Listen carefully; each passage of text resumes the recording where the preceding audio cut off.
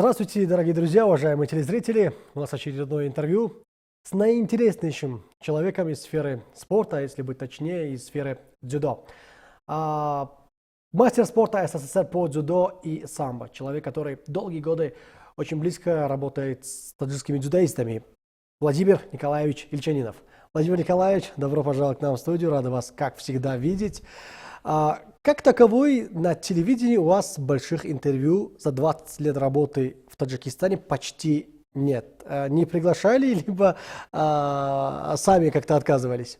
Нет, конечно, не отказывался. Мне всегда было интересно рассказать о своих учениках, рассказать о методике, почему у меня результаты бывают. Но были сложности, не все хотели. Знаете, в любой сфере есть всегда конкуренты.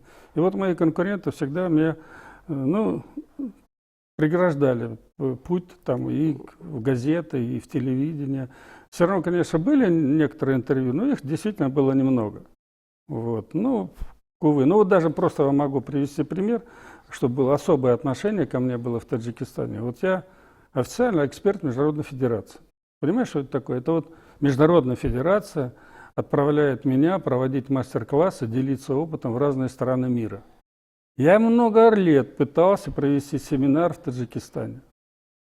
Меня не пускали, не заслужил, понимаете. В других странах я заслужил, а вот в той родной стране, я бы так сказал, потому что я уже считаю Таджикистан второй родиной. Вот в этом году 20 лет исполнилось, как я начал с 1 января 2005 года работать с таджикскими спортсменами. Ну, я уже приводил пример, не знаю, можно его опять привести. Если у тебя нет врагов, значит, ты в жизни ничего не сделал. Это вот по жизни так получается. Чем больше ты в жизни добиваешься успехов, естественно, у тебя больше и завистников, и врагов, и конкурентов. Но мне еще нравится мой девиз. Если тебе плюют в спину, значит, ты идешь впереди. Вот так я и живу уже 8-й десяток. Ну, вот теперь у нас есть отличная возможность поговорить про достижения, про методики, про всех учеников, почему с некоторыми получалось восходить на вершину, почему с некоторыми нет. Вы сейчас проводите сборы в Душанбе. Как проходят сборы и кто из сборников сейчас тренируется под Не, вашим ну это руководством? даже не сбор. Дело в том, что приглашают меня как и консультанта, как тренера к Мадине. Я уже с ней года 3, наверное, вот так вот сотрудничаю, технику ставлю, тактику ставлю. Я получаю удовольствие от работы с Мадиной. Я говорю, девочка очень талантливая. Вот ей еще даже 17 лет не исполнилось. Она сейчас на чемпионат мира поедет в конце августа по кадетам еще даже. То есть даже не по юниорам и не по взрослым, а еще по кадетам даже поедет. При правильном подходу к тренировочному процессу, при должной подготовке из Мадины в будущем может выйти Конечно. олимпийский призер? Конечно. Конечно. Я даже готов работать лично. Создайте мне условия, и я буду с ней работать. И не только с ней. Все, кто захочет из сборной со мной работать, ради бога. Вы говорите, что большинство упражнений она делает даже лучше, чем парни в зале. Да. Да.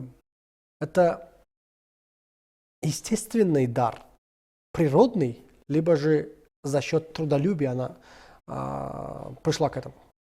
Нет, ну, понимаете, это, конечно, природа, это природный талант. Но он должен всегда идти параллельно с трудом, потому что если тебе там Бог, Аллах как бы наградил талантом, а при этом ты сидишь на диване, ты, конечно, ничего не добьешься. То есть все равно надо трудиться, все равно надо работать. И в этом плане она действительно тоже умница. У меня к ней нету претензий, как трудяги, то есть вот она нагрузку выполняет. Я вам могу сказать, делает сейчас некоторые приемы, которые... Ну, наверное, может, народ и не поверит, но в Таджикистане их никто не делал и не видел даже, можно так сказать. Не верю. Ну, приходите, или я вам потом сейчас могу показать на телефоне. Хорошо. Владимир Николаевич, вернемся к вопросу. 2005 год. Как вы приехали в Таджикистан, каким образом стали тесно сотрудничать с таджикскими спортсменами? Ну, в конце года, 2004 года, мой друг, директор школы самбо-70, знаете, наверное, слышали такое, Ренат Лашев предложил, говорит, Николаевич, вот есть работа, 2 таджика, Я говорю, да почему бы нет, мне интересно. Тем более, я говорю, у меня такая работа, я в институт не хожу, там, у меня нету такой прям занятия проводить. А я должен был создать сборную команду и хорошо выступать на чемпионате МВД. Я это сделал, и поэтому у меня всего 4 мероприятия в году. 2 по самбо, 2 по дзюдо, все. И остальное я свободен, меня никто не напрягает, никто не контролирует. Поэтому я мог ездить и на соревнования. Тем более, все равно мы же тренировались в Москве. Мы, опять же, с помощью Рената Лайшева, он нам выделил зал. Мы тренировались в самбо-70. Вот лично я там как бы с Расулом. 6 лет мы там тренировались в самбо-70. Вот, начали работать, мне стало интересно. Вот, и, в общем, я начал с ними работать. Ребята, Расул Бухаев и Немат Асранкулов. Асранкулов и Расул. Мгм. Расул Бакиев. Немножко, конечно, не так удобно, потому что они в разных весовых категориях, 73 и 90, но тем не менее они в этой паре работали, плодотворно работали, все у них получалось. Пришлось много изменить. Во-первых, главный недостаток Гуштинова – нету борьбы лежа. Партер. Да, вот эти 2 года я Расулу и Немату ставил борьбу лежа. И уже потом Расул стал вообще одним из лидеров борьбы лежа, он никому не проигрывал. И поэтому, вспомнить, на Олимпиаде он первую схватку удержания выиграл. Ну, был бросок, но он сделал удержание, то, чего раньше у него не было. Вот. То есть это получилась такая интересная плодотворная работа. То есть 2 года, первые 2 года мы работали над моей методикой, потому что только примерно через 1,5-2 года Расул работать стал по моей методике и Немат. Потому что есть такое физиологическое явление – рефлекс. Вот спортсмен может на тренировке делать все ваши задания, а на соревнования выходит, он борется с старой памятью, подспорковой, подсознанием, вот этими старыми рефлексами. Рефлексами. Да, и поэтому мне приходится, я уже по статистике вам могу сказать, что вот все, кто ко мне приходили тренироваться, 1,5-2 года. Только через 1,5-2 года человек начинает выполнять мои как бы требования на соревнованиях. На тренировках он может сразу там вот на, делай там, стресса нету, ничего нету, там никаких таких мешающих факторов, поэтому вот 1,5 года. И вот, в принципе, что мне там, может быть, это и как сказать, меня зацепило. Уже в первый год Немат Асранкулов выигрывает турнир Супер А, это по нынешним нормативам, это большой шлем, их всего было 4, Москва, Париж, Токио, вот 4-й забыл где. Всего 4 было, сейчас их больше больших шлемов. И вот Да. Немат Асранкулов выиграл у японца, японом, а в финале выиграл чемпиона мира из России по юниорам Делока. Первый результат. Расулу на этих соревнованиях проиграл в первой же схватке. Ну, вот. Потом 2005 год, если вот так идти, летопись, Немат Асранкулов выходит в четвертьфинал на чемпионате мира в Каире. Вот. Потом на следующий год он становится в четвертьфинал, выходит на большой шлем в Париже, становится призером чемпионата Азии, они вместе с Расулом в 2007 году перед Олимпиадой. И Расул, и Немат выходят в финал, причем мои друзья там, мы обыграли и Узбекистан, и Казахстан. Вот тогда в Кувейте 2 серебряных медали, у казахов только 1 была бронза, и у узбеков там только были бронзы. То есть по качеству мы у них выиграли, и на меня там мои коллеги начали наезжать: Володя, зачем ты нас обыгрываешь, туда-сюда, прекрати. Ну, мне, я говорю, ребят, работайте. Я тем более бесплатно работал. Не, я работал примерно 5 месяцев, вот когда контракт мы подписали, первые 5 месяцев в 2005 году. Потом там какие-то изменения пошли в алюминиевом заводе, менялся хозяин. И одним словом, я приехал сюда летом. Я всегда приезжаю летом. Почему? Чтобы ребята побыли дома, среди друзей, среди семьи. То есть тот весь период мы тренируемся в Москве, а летом я сюда приезжаю. Вот как бы уже как родная страна вторая там. И мне сообщают здесь уже в Таджикистане, говорят: Владимир Николаевич, все, контракт закрыт. Что делать? Лето. ни денег, ничего нету. Вот работали вот так вот просто на одном энтузиазме. Потом я приехал в Москву, и мне говорят, все, опять деньги появились, езжайте на чемпионат мира. Ну, это тоже длилось буквально 1 месяц и все. Вот, и таким вот образом, то есть вот. Правда, что из 6 лет работы с Нематом и Расулом в общем вы порядка 4 лет проработали без зарплаты?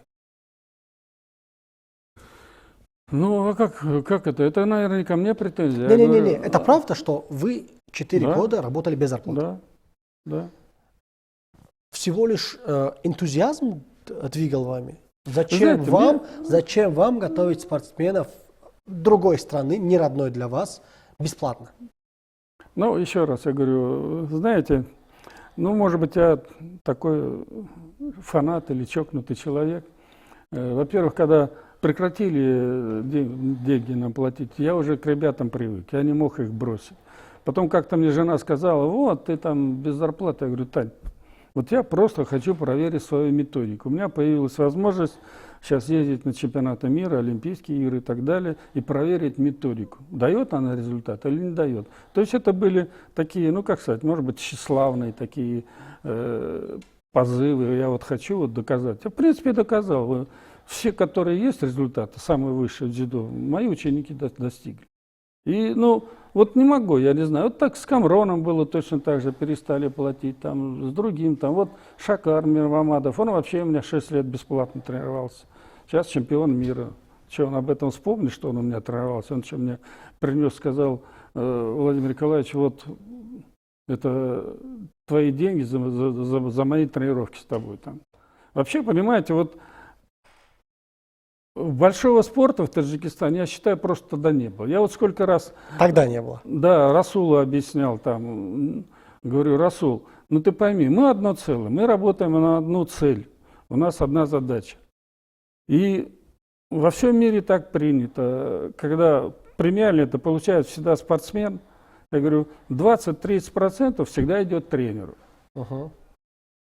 Причем он потом еще, он спросил у узбеков, он подошел там, говорит, да, мы после каждой премии отдаем там 20% тренеру.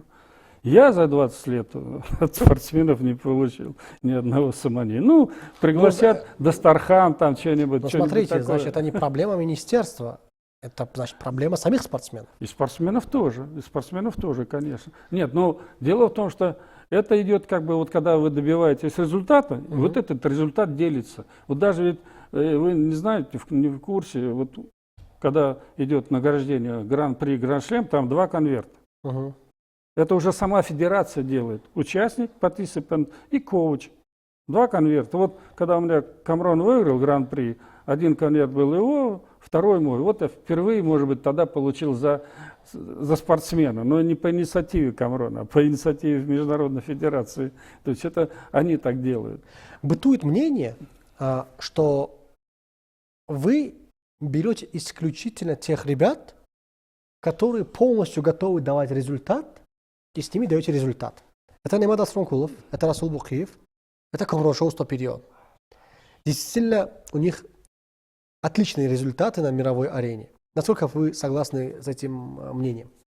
Абсолютно не согласен. Я единственное могу согласиться, что я взял не нулевых ребят, а уже с определенной подготовкой, но всегда вот этим своим оппозиционерам я задаю вопрос. Ребята, Расул ко мне пришел в 23 года. Он уже должен был показывать результаты на чемпионатах Азии и так далее, и так далее. Почему не было результата? Ни у него, ни у Асранкула, у того же Камрона. То есть, потом я же всегда говорю, ребят, я работал с теми, кто ко мне приехал. Я никого не звал. Камрона уговорили, ему сказали, что если ты хочешь показать результат, ты должен тренироваться, Владимир Николаевич. Он 2 года боролся под дзюдо без меня. Ни одного результата у него не было. Ни Гран-при, никуда он, куда он ездил под дзюдо после самбо, он ничего не показал. И потом, если вот сравните за мой период работы с ним, он показал вот лучшие результаты только со мной. 5-й на чемпионате мира, 2 чемпионата Азии, Гран-при выиграл. И вообще там сколько раз он призером Азии был, там немерено. После меня на мире 0, на Азии только с трудом иногда призером. Вот. Гран-при иногда, ну, сами знаете, как он вот так вот. Уже туда наверх он, вот, вы знаете, я всегда своего ученика как оцениваю по результату, его способность дать результат. Сколько человек перед ним он проигрывает. Вот он проигрывает пятерки, значит, вот твое место пока в восьмерке. Когда ты одному-двум проигрываешь, значит, ты с медалью должен быть там, на чемпионате мира, олимпийских. И вот при мне Камрон был 9-м в мировом рейтинге. 9-м. А потом на 2 Олимпиады он еле-еле попадал в 18. Ну опять, что, Владимир Николаевич виноват, что он? Все же мои друзья, специалисты и спортсмены все говорили, что когда Камрон ушел от меня, он борьбу потерял. Пошел результаты вниз. И даже я помню, как там я к нему в гости приезжал, мне его брат там и его болельщики задают вопрос: Владимир Николаевич, Малим, почему у Камрона борьба пропала? Я говорю, ну я так и сижу сказать, потому что он перестал делать мои вещи, то, что я ему ставил. По потенциалу Камрон мог завоевать 100%. медаль на Олимпиаде? 100%. Что ему помешало? Только то, что вы прекратили работать совместно, или что? Ну, вот знаете, вот здесь Не такого... бывает только такого одного фактора, я считаю. Нет, я понял. Вообще парень трудолюбивый, с характером. Во-первых, по показателям здоровья, у меня же все спортсмены, которые приезжают ко мне бороться, они сразу проходят у меня медосмотр, у моего друга. Я вообще считаю, это лучший ученый. И сейчас они, кстати, некоторые спортсмены втихаря ездят к нему. Вот. Сергей Иванович, не буду называть фамилию. Он делает обследование, вплоть до того, что он может дать такой результат и сказать: Владимир Николаевич, это не олимпиец. По здоровью, то есть по состоянию, там, ну, сами понимаете, я как тренер не могу заглянуть глубоко в организм, то есть там, может быть, у него сердце плохое, там, вот, например, у Камрона, я там не помню, там то ли 8, то ли 9 литров в минуту человек сердце выбрасывает. Представляете, ведро крови. А кровь-то снабжает все, и все мышцы и прочее. Если у тебя выброс... Я, к сожалению, далек от физиологии. Это хорошо? Конечно. Ну, понимаете, то есть кровь, она как бы передает все питательные вещества, энергию, кислород для того, чтобы мышцы работали, чтобы была энергия. Если у тебя будет там 3 литра, ты на лестницу поднялся и сдох, понимаете? То есть по состоянию здоровья это был чистый олимпиец? Да, конечно, это без вопросов. У него были проблемы с характером, он такой капризный был, часто психовал, часто не соглашался со мной. Там, его брат там, Фаридун, буквально иногда там лупил: ты что Малима не слушаешь? Там, вот. Расул в этом плане был с Ниматом более как бы управляем. Я скажу, например, Расул, пройди через стену, он не будет спрашивать. Тренер сказал, он пойдет через стену. А Камрон со мной всегда спорил. Это надо, это не надо. В таком плане. Честно говоря, понимаете, мне очень даже жалко. Я даже вот хочу, может быть, там ему позвонить, там, с Усто или с ним. Вот он 3 Олимпиады прошел. У меня даже в Москве там мои друзья, коллеги говорят, они знают его. Говорят, хороший борец ведь был Владимир Николаевич. Но он ни одной схватки не выиграл на Олимпиаде. Вот представляете итог какой? А мне жалко, парень, я говорю, у меня как минимум бы его призером Олимпиады сделал. Ведь он же шел по подъемной, там, он у японцев выиграл, уже там все. Вот. На чемпионате мира я даже могу сейчас признаться, сказать, почему он не стал призером мира. Да потому что он заболел, получил ангину. И мы с моим ученым прописали, как ему лечиться. Сейчас же вообще лечиться даже нельзя, трудно лечиться, потому что там 3500 наименований, которые относятся якобы к допингу. Да. Вот. Мы написали ему, Мельдонию, да? Да, что он нужно пропить там, что. Я не помню, почему я уехал, ну как так получилось. Вот. И он там пролечился у местного врача. И вот он борется за выход в финал. Представляете? Меня потом многие спрашивали, почему ты его снял с чемпионата мира? Он борется за выход в финал, мы сидим на этому врачу названием. Что ты ему дал? Ты по нашей программе дал или не по нашей? Он говорит, нет. Я говорю, Камрон, извини, я тебя снимаю с соревнований. Он в слезы, плакать, там, Малим, я буду бороться. Я говорю, хорошо, Камрон, ты отборешься. А вдруг там что-то тебе врач дал лекарство, в котором присутствует какой-то запрещенный элемент. И все, Олимпиада мимо, все медали. Его бы 100% проверили. Каждого финалиста проверяют, правильно? Всех призеров. Всех призеров. Всех призеров тогда проверяли. А почему не рискнули, вдруг не найдут? А если бы вдруг нашли бы? И что? Чемпионат мира он сегодня, завтра, следующий есть. То есть надо быть уверенным, когда идешь на чемпионат мира. Я сказал, Если бы обнаружилось, как минимум, насколько бы его лишили возможности выступать? а я откуда знаю? Мы же не Ну, знаем, примерно в таких ну, случаях. минимум 2 года. Минимум 2 года. А это значит точно Олимпиада мимо, все мимо, понимаете? Мгм. И все, я его снял с соревнований. А медаль у него была уже в кармане. Вы представляете, там ведь как получилось.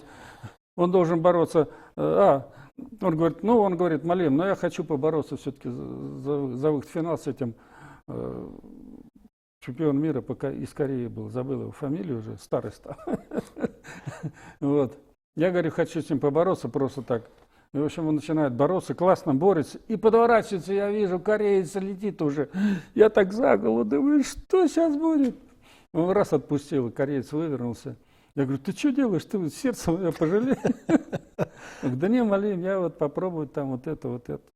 То есть намеренно слили, да, схватку? Чтобы... Конечно, Да. конечно. Ну, чтобы он не попал в финал, а потом уже за 3-е место мы не стали бороться. Он пошел, снялся. Причем там, я говорю, 100% медаль была. Представляете, он идет, идет японец сниматься, тоже травмировался, с ногой хромает, идет там.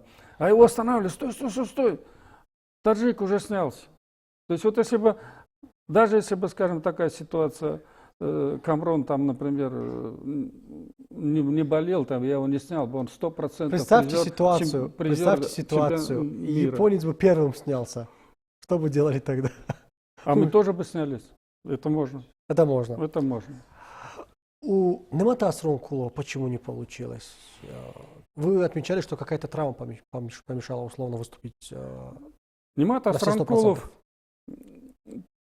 понимаете, по показателям тоже был талантливейший борец. Талантливый. И вначале он даже шел лучше Расула. Но вот надо отдать заслугу Расулу. Он, знаете, он был очень как бы целеустремленный. Вот если кто-то рядом с ним делает лучше его, вот он пока не сделает лучше него, он не уйдет с тренировки. Вот у него вот был такой характер, там прям вот.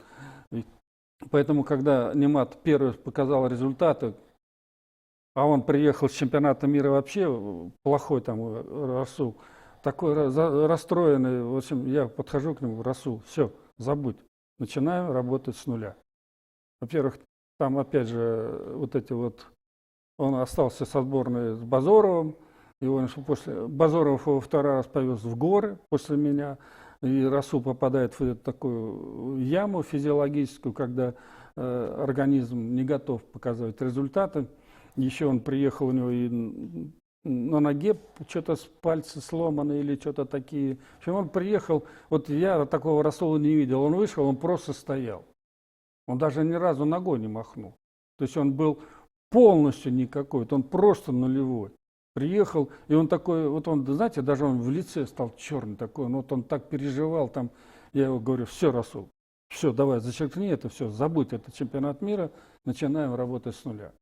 И вот раз пошло, там потом Кубок мира выиграл, там пошло вот это накатывание. И в 2007 году мы пришли уже, вот как раз прошло примерно 1,5 года, он стал работать по моей схеме, по моей методике и дал результат. А с Нематом почему у него не получилось? Вопрос стоял. Потому что такой. травму получил, он говорит. И потом Перед Олимпиадой или во время Олимпиады? перед Олимпиадой. Перед Олимпиадой. Перед Олимпиадой. Он в Париже получил травму и поехал, можно сказать, на Олимпиаду как турист уже, так можно так сказать. Хотя по своему потенциалу он даже там мог уже тоже медаль взять. Вот. Очень интересный человек был, очень интересный борец. А потом еще, знаете, что мне мешало с ним? Это, к сожалению, его, не знаю как, хозяин, не хозяин, но хозяин этот, руководитель этого Ленинобот, колхоз, да, вот это Рудаки, мой друг Назло Каримов. Мы вместе боролись, мы с ним ровесники. Вот. И он все время мешал мне, в принципе, в подготовке. Мы вот тренируемся в Москве, самбо-70. Есть спарринг, хороший спарринг, российский самбо-70. Сильные ребята, там, чемпионы мира, Европы. То есть там есть с кем побороться. Вот. Он мне все время, раз, 2-3 месяца пройдет, звонит, так, Малим, отправляй Немата домой, пускай в Гуштин борется. Он должен доказать, что он лучше Парвиза Сабирова. Я Немату говорю перед Олимпиадой в Кювете, боремся, да? Я говорю, Немат, если мы сейчас медаль не возьмем на Азии, ты на Олимпиаду не попадешь. Тогда не был персональный допуск. Мгм. То есть страна набирает в каком-то весе очки, и федерация, тренер решает, кого поставить. И вот здесь вот все-таки отдать должное надо Насыру Базорову, то, что он все-таки как тренер понял, что нельзя сейчас мешать Расулу. Расул Бухиев лучший дзюдоист за всю историю Таджикистана или нет? Вот вы видите сейчас выступления, независимо от весовой категории, я имею в виду, Тимура Рахимова и других ребят. Ты понимаете, я думаю, что да, что он лучший дзюдоист. Во-первых, он как Гагарин. Вы понимаете, он первый. Первый. Да, А первый всегда запоминается. да, вот.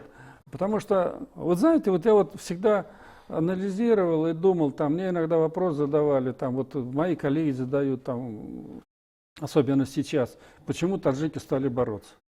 А я это еще много лет назад сказал, когда вот мы начали давать результаты.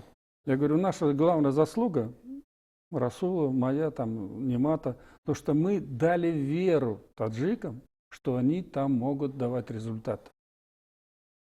Потому что раньше таджики вообще никогда не представляли ни для кого интересы, как соперники. Даже просто, например, по Советскому Союзу, вот я когда разговариваю, там, я со сборной Союза работал, я говорю, ну я не знаю ни одного таджика, который был хотя бы в первой сборной команде Советского Союза. Таджика ни одного. По самбо там бывали, там, да, тоже Саид Мумин Рахимов, да, там, вот, а по дзюдо никого. Вот. И вот то, что вот, понимаете, ребята поверили, что они придут, например, поборются с тем же Расулом, вроде бы не хуже там как-то, знаете, там, или с Нематом на тренировках там где-то вот поборется. Вот, и вот в них пошла эта вера, я считаю, что они поверили в себя. А если бы еще в то время были бы у нас финансы, как здесь сейчас, то у нас и медалей было бы больше. И потом, если бы у меня Расула не отобрали перед Олимпиадой за 1,5 года в Лондоне, это 100% был, 100% чемпион. Это все понимали, что лучше его нету в этом весе. Но он все потерял. Что за значит, эти 1,5 года он все потерял. Что значит у вас отобрали? Ну так, вот мне в декабре месяце 2010 года мы едем в 2010 году на Азиатские игры, Расул становится призером, потом мы едем на турниры в Эмираты, и в декабре месяце он уезжает домой, отправили мы там. И потом мне сообщают Олимпийский комитет. Я сижу, жду, когда там брать билеты, мы должны были поехать в Циндао бороться в Китай. Мне комитет звонит, говорит, Владимир Николаевич, у Расула тренер Алишер Бакиев. Не здравствуйте, не прощайте, как говорится. Просто вот поставили. Вот. А мнение Расула каково было в этой ситуации? Знаете, там... Либо не спрашивают. Там идет, я, например, так считаю, что это идет косвенно в большей степени через, опять же, Федерацию дзюдо Таджикистана. Расул живет, тренируется в Москве, Алишер здесь. Как он его тренирует? По телефону, что ли? Во-первых, кроме всего, он потерял технику. Я говорю, он же, смотрите, вот он броски через голову делал у меня, да, подхваты делал, которые он не делал до меня. Вот вы говорите, вот я взял готового. Подсечки он не делал, партера у него не было. Ну и много всего такого. А самое главное, в 30 лет он поехал в Лондон, он лишился фармподдержки. 30 лет, и вообще профессиональному спортсмену при двухразовых тренировках всегда нужна помощь в микроэлементах, витаминах, аминокислотах, там, всяких восстановителях и так далее, и так далее. А он этого решился, потому что мой друг, вот, про который я рассказывал, он работает только с моими учениками. Вот кто у меня тренируется, он им помогает. У него своих заказов вот столько. Он подготовил и вел очень много олимпийских чемпионов и так далее. То есть и узбеки у него хотели работать, он отказался там. Расул к нему пришел там или звонил, говорит, вот давайте я там хочу вот с вами работать, я вам буду платить, там прочее. Он просто сказал, Расул, забудь мой телефон, я работаю только с учениками Владимира Николаевича. Ну, Расул думал, что он способен. Я помню, например, у него наступил период, когда он, вот 3-я минута, он просто останавливался. Тогда почему вы не поддержали Расула? Почему? Я всегда готов Не, ему я имею в помогать. виду, А я его поддерживал. Я, например, на я Олимпиаду. имею в виду, сказали вашему другу, что пускай он помог с фармакологией и с восстановительными А процессами. это его профессиональное дело. Я его не заставлял так говорить. Но вы Чё, могли это бы мы его попросить, чтобы он поддержал. Не, ну знаете, вот он спортсмен, он выбрал свой путь. Понимаете? Ну, он потерял технику. Он что, ко мне пришел и сказал: Владимир Николаевич, я технику потерял. Он выбрал свой путь, он решил тренироваться без меня там. Ну, тренируйся. Что из этого вышло? Другой вопрос. Почему, кроме как с Расулом, Нематом и Комроншо, больше ни с одним из ваших учеников не получилось взойти на пьедестал? На самый высокий пьедестал, я имею в виду. Нет, а у меня что, другие варианты были? Какие другие? Кто Ну, из таджиков? как минимум в числе ваших учеников, либо ребят, с которыми вы работали, это Акмал Муродов, это Шакар Мамат. Ну, Как минимум. Шакар Мамаду перекрыли кислород. Вот смотрите, он становится призером азиатских игр. Это какой год был? 18-й, кажется, или перед Токио, да? Нам не дали ни одного турнира. Тимур ездит, а мы дома сидим. А вот я вам могу поставить схватку где-нибудь там, может, когда он борется с Тушишвили. Он Тушишвили полы вытирает. У Тушишвили 2 наказания. А вы найдите эти схватки. Как он борется с Кропаликом. У Кропалика 2 наказания, он им полы вытирает. Это вот моя методика. Когда он, Какаори, вот, который сейчас боролся с Тимуром, Да. он ему такую заднюю подножку сделал, что вот у того чуть голова не отскочила. Ни для кого не секрет. Сейчас дзюдо в Таджикистане очень быстро развивается. У нас достижения сейчас, если сравнивать с предыдущими годами, намного лучше. 2 медали на Олимпийских играх, постоянные медали на шлемах, не говорим уже о Гран-при и так далее. Чемпионат мира, чемпионат Азии, всегда. Как думаете, вы сейчас нужны этой сборной Таджикистана? Можете дать что-то уникальное для этих ребят? 4-й пункт. Тактика победы. А вы спросите Тимура, сколько схваток я ему вытащил на чемпионатах Азии, на других соревнованиях.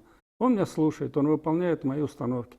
Часто иногда пишет, там, Алим, подскажи, вот как бороться вот с этим спортсменом. Без тактики вы туда наверх не выйдете. За счет природы, да, они выводят, вот медали завоевывают, но в основном это там призовые медали. А чтобы стать чемпионом, без тактики нет. А тактику у вас, к сожалению, нету специалистов, которые могут поставить. Чем я и славлюсь, и все меня знают. Вот, например, представляете, я там на одном мероприятии чемпиона мира и Ильядис, и Максим Раков. Я вот к ним прохожу, здороваюсь. О, лучший специалист по захватам в мире. Они меня называют, понимаете? Приятно, наверное. И я Ракова, кстати, первой Олимпиады лишил. У него вышел у меня Немат Асранкулов, и его хлопнул на япон. И он не попал на Олимпиаду в Пекин из-за этого. И он сидит, плачет тогда и говорит: я же у него выиграл раньше японами. А я прям нагло ему говорю: Максим, ты у него выиграл без меня. Со мной ты у него не выиграешь никогда. Потому что я знаю, как с тобой бороться, как тебя нейтрализовать, а ты не знаешь, как с нами бороться. И опять же, чтобы закрыть эту тему, там, закончить по моей методике, ведь если просто посмотреть внимательно, почему-то не задают вопрос, а почему Расул с одним борется в правой стойке, с другим борется в левой стойке, выходит там, двигается туда, влево, вправо там. Это биомеханика. Вообще дзюдо – это биомеханика, приложение крутящих моментов и рычагов. Вот я, например, получил гордость, вот я кайф получил, заходим мы с Расулом на Олимпиаду в 2008 году.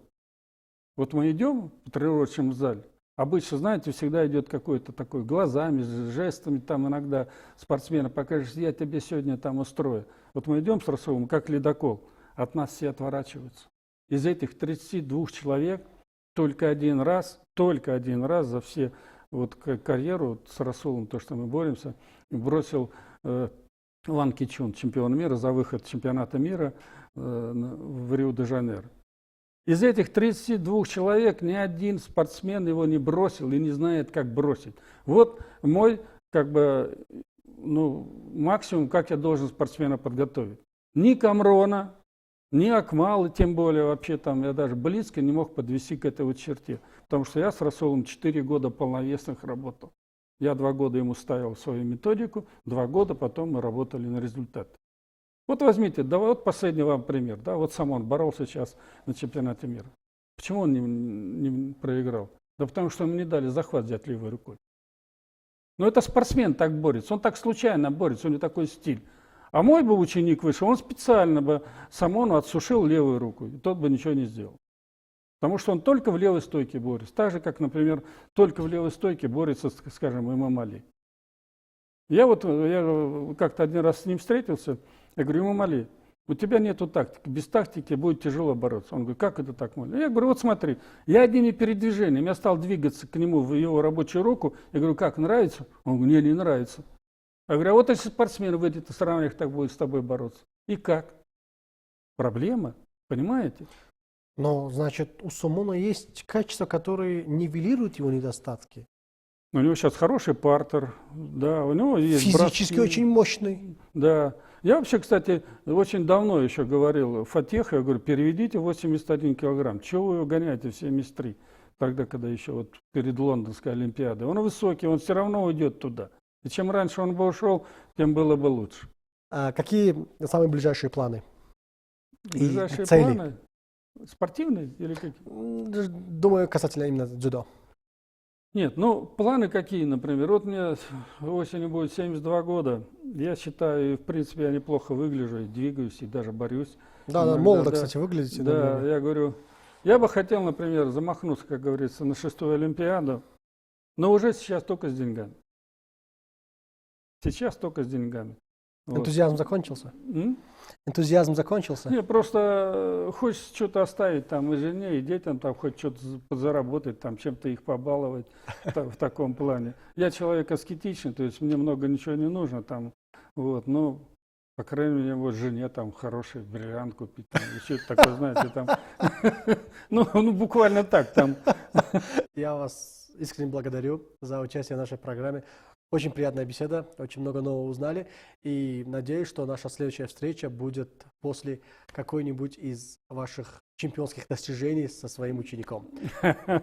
Ну, было приятно, я тоже согласился. Да. Уважаемые телезрители, на этом наше очередное интервью подходит к концу. Мы благодарим вас за внимание. До новых встреч. Пока.